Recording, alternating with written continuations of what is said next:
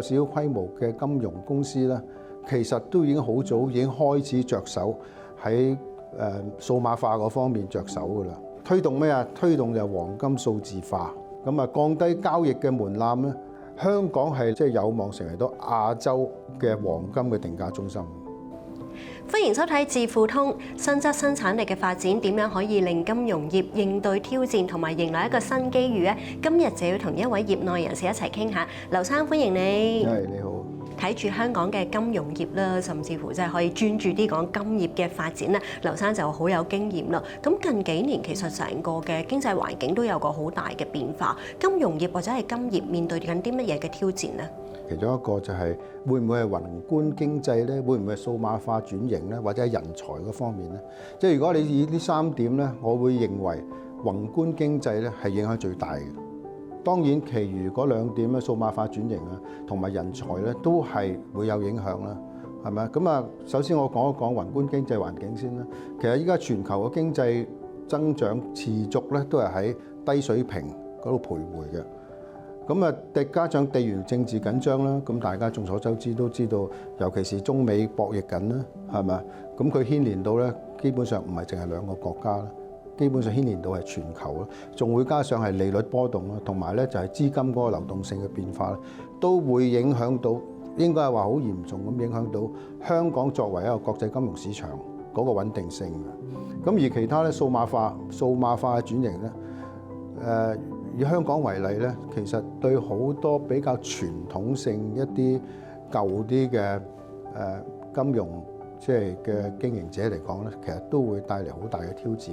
當然呢啲應該係好少撮嘅。香港會比較上尤其是規模比較有翻，唔可以話需要最大啦，應該係話開始有少少規模嘅金融公司咧，其實都已經好早已經開始着手喺數碼化嗰方面着手㗎啦。即係例如係數碼化嘅 transaction 啦、嘅 settlement 啦，從而會影響到咧就係嗰個交收啦。同埋即係結算啦，個成本降低咗，同埋咧就係個 efficiency。咁啊，至於第3點咧，就係話人才嗰方面咧。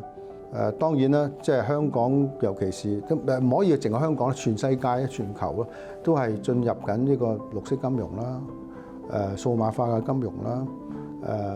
即係都係好需要乜嘢咧？即係會係人才嗰方面係高技能啲嘅。咁喺一個大嘅框架、新質新產力發展底下，咁點樣可以應對以上嘅挑戰呢？宏觀經濟嗰方面咧，相信係可以利用例如區塊鏈技術啦，就可以提高咗交易嘅透明度同埋安全性，從而咧就係應對到宏觀市場嘅波動。OK， 咁啊第2點咧就數碼化嘅轉型。數碼化轉型咧，其實依家可以利用 AI 啦。AI 我相信係好多。我近呢2-3年都好多人講緊啦，係嘛？國內亦都有一陣又話 DeepSeek 啊，係嘛？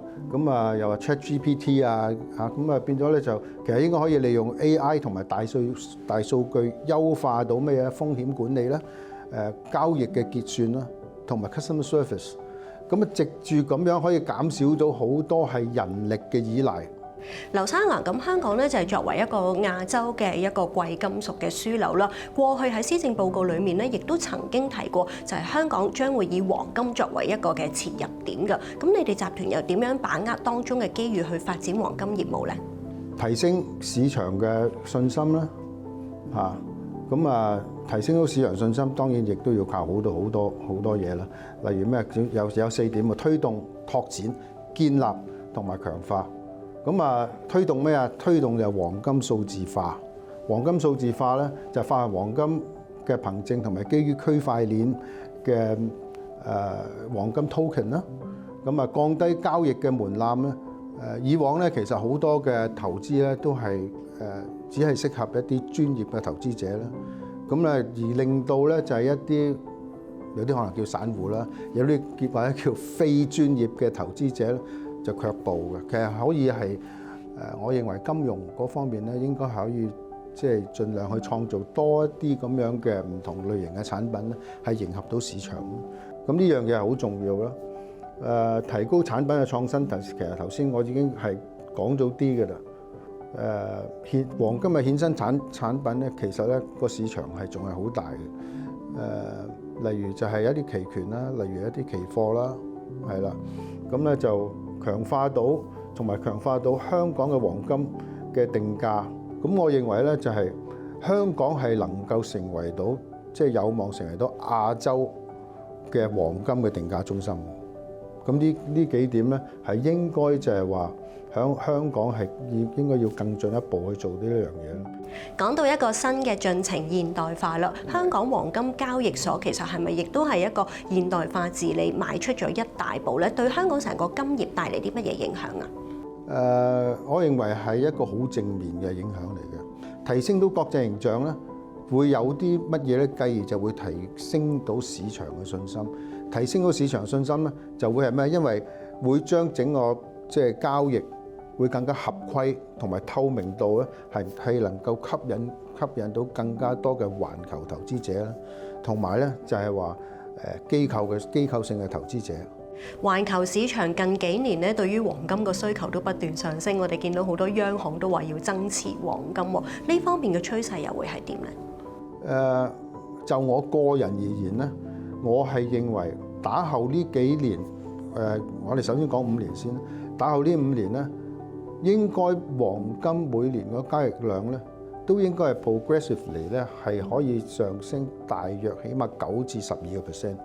咁啊，主要嘅原因係咩？頭先都講過啦，地緣風險啦，通脹嘅作為避險啦，央行以購買一個習慣購買黃金，一個持續會佢哋都有一個咁樣嘅需求嘅推動啦，就會將實物黃金同埋數字黃金咧，都係即係令到佢持續增長嘅。咁而另外一個比較代表性嘅世界嘅黃金協會咧，佢亦都即係指出咧，未來5年全球嘅黃金交易量咧，不論實金或者係數字黃金，佢比我更加 aggressive。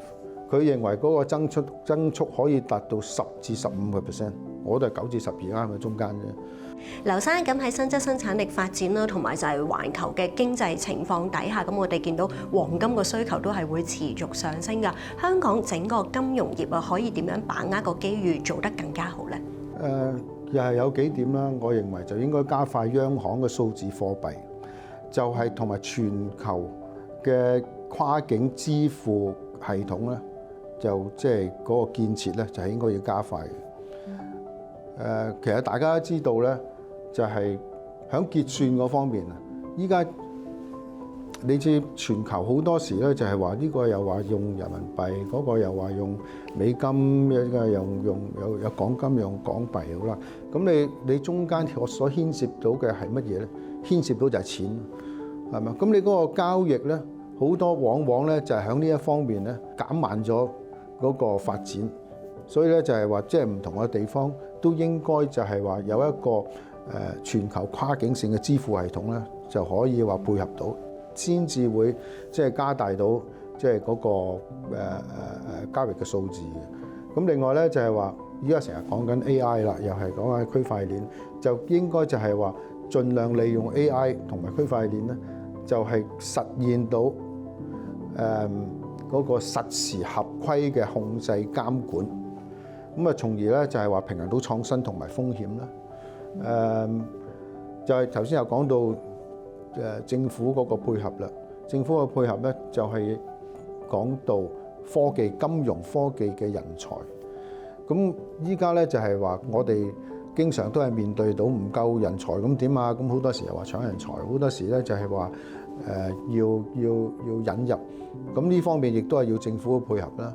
咁另外一個長遠啲嘅計劃咧，就應該就係話希望可以配合到開始由小學、中學，小學做唔到都中學啦，就希望咧就係話盡量希望咧就係話年紀細啲嘅時候已經開始學習到咧，以前都好多人講啦，學習理財啊嘛，係嘛？其實我哋仲可以咧就係話開始有好多相關嘅金融知識嘅，即係俾佢哋認識到咁樣嘅。即係有咁嘅教育咧，你先至開始咧，就慢慢可以自己培養到自己嘅一批金融嘅科技人才出嚟。而最後咧就係話香港我哋係即係背靠住中國啦。咁我哋係會有咩好處咧？我哋就可以深化到同大灣區，甚至乎東盟市場嘅互聯互通，即係呢個係好重要。大家對於嗰個數字身份證啊或者產品嘅互認咧，呢個係好重要。今日再一次咧，多謝劉生同我哋分享咗咁多金融業嘅發展，咁啊令到我哋了解多咗好多金業嘅未來發展方向。多謝晒劉生。OK，thank you。